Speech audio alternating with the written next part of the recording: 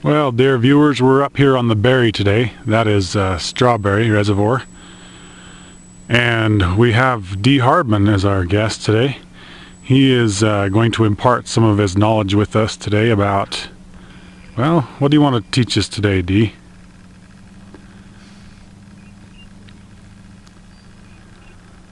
He's thinking deeply. Let's talk about using compasses and watches. All right. You can use a compass to tell time, general time, not specific. You can use watches to find direction. And it comes in very convenient if for some reason you're in the outdoors and either you don't have a compass or you broke your watch. You can either tell the time or you can find direction using one of those two as it applies. Let me show you. Okay. Let's see. There's a stick right there.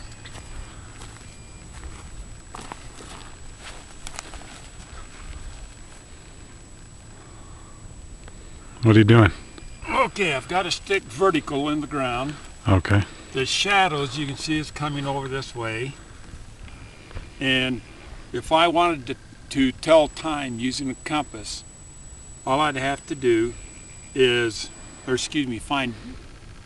tell time using a compass. All I have to do is find out which way's north on the compass and allow for the daylight savings adjustment, which would be 1 hour earlier. If you're on... If we're on daylight savings, Oh, okay, yeah. and my watch reads 12 o'clock, Uh-huh. then in actuality it'd be 11. Okay, yeah, makes sense. Then what I do is line the shadow of this vertical stick with the time that it is, and wherever 12 o'clock on my watch is, I can find it. Okay. That works if you have hands on your watch. Okay. If it's a digital watch, then just think of the fact that if your digital watch reads 11 o'clock, you know that it's divided in fourths, so your 11 o'clock frame will be 2/3 of the way up in this quadrant. North would be this way. Okay. On the other hand, to use a compass to tell time, it's just the same, the basic idea in reverse. You find out where north is, and if north is coming across this way, right here,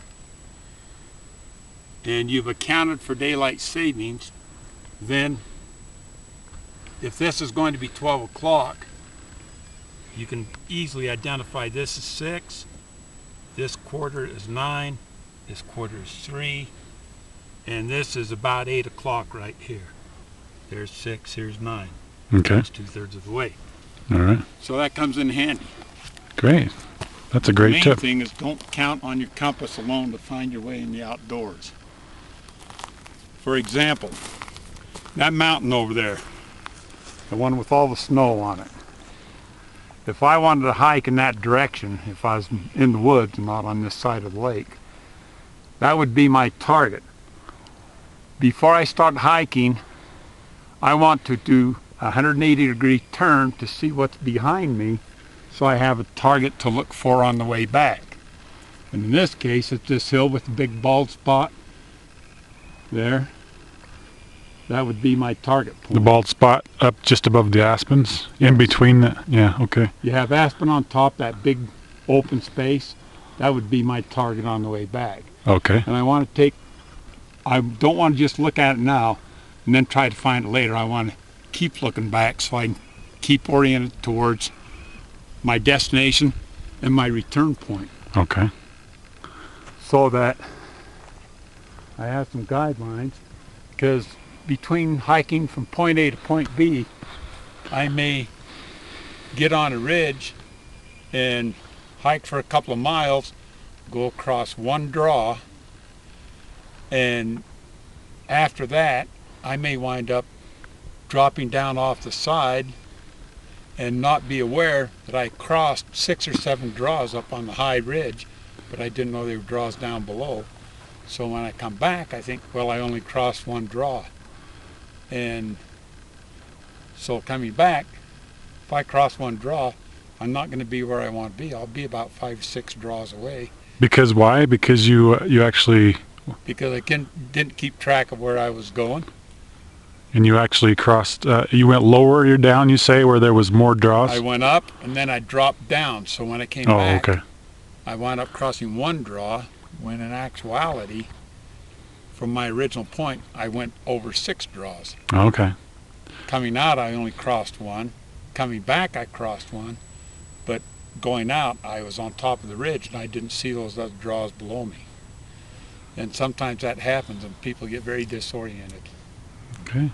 So those are some things I do to keep from getting too confused in the outdoors. Thank you for your great tips today, and I just wanted to let you know you're very photogenic, and we appreciate your time today, and you've been a great guest. I'm more photogenic with a sack over my head. This is Dee Hardman, folks, and we appreciate his time. We'll let him get back to his fishing because he thinks he's going to catch quite a few fish, and I think he will too. He's a great fisherman as well. Have a great day, and this is the end of our episode.